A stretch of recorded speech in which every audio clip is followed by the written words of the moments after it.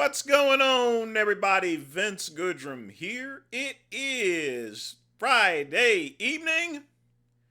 Reason for the video is I hate to say this, but Frank Tufano might be correct on fraudulent transactions.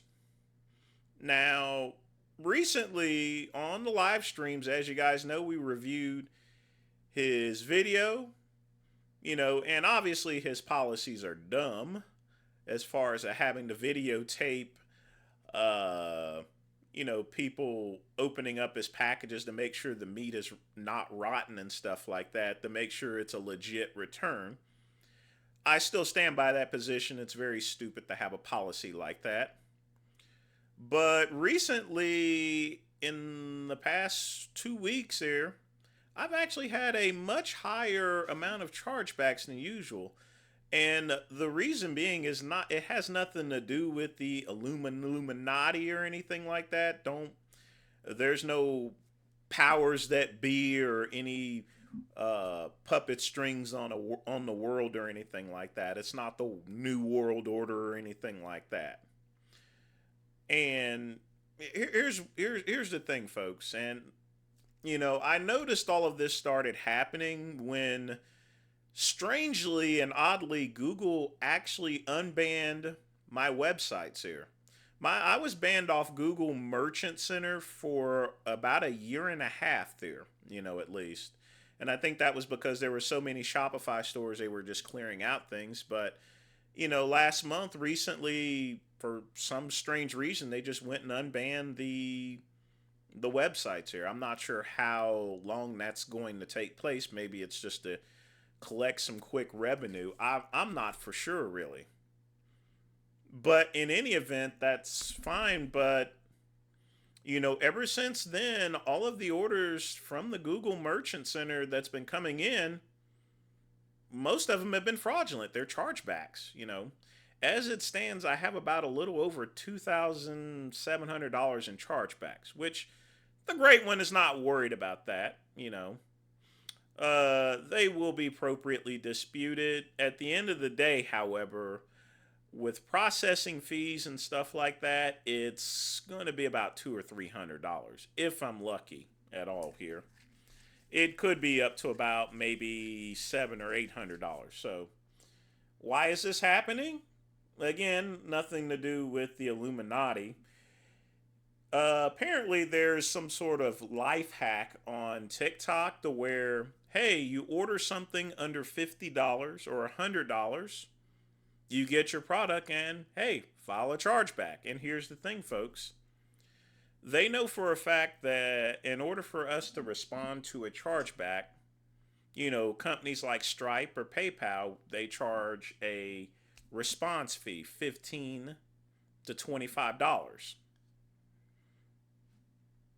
So by even so much, even if I go and file a response to a chargeback that's $50, for a product that costs $50, it's not even worth it at that point because, I would end up losing money even if I won, itself there.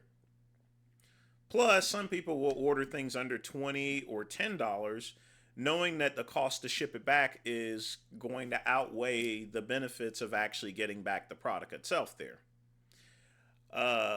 So that's what's happening here. And folks, that's a really, really stupid idea, because what's going to happen here is for all of these chargebacks, they will be appropriately dealt with because, once we turn back over the information to the credit card company itself, and these are not response requests, but there's a special formal letter that we actually send out to these card companies that pretty much almost causes their cards to be canceled there.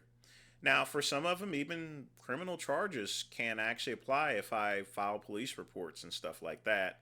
I don't think it's going to get to that point, but we will, I will appropriately send out the letter saying, hey, you got the product, need to pay it back or else we drop elbows like Dusty Rhodes. But is the great one pissed? A little bit, but I understand the nature of business, and stuff. These are things that you have to contend to when you run a business here. You got to deal with some of the little things that go in place here. I got my boy in Pakistan this weekend. He's going to tighten down the security on there. We're going to use 3D secure services for all the websites, and the benefit of that is, I don't get I don't get the chargeback fees and stuff like that, because generally speaking, if you use 3D tracking for payments, they can't just say it's a fraudulent transaction. So therefore, I don't get billed $15 to $25 for that. Now, it does call it is a higher cost rate in order to do so. I think it's like a half of a point. But I'm just gonna have to do that for at least a year or two until because I think what's also driving it is the economy and everything like that, to where people are just resorting to fraudulent transactions.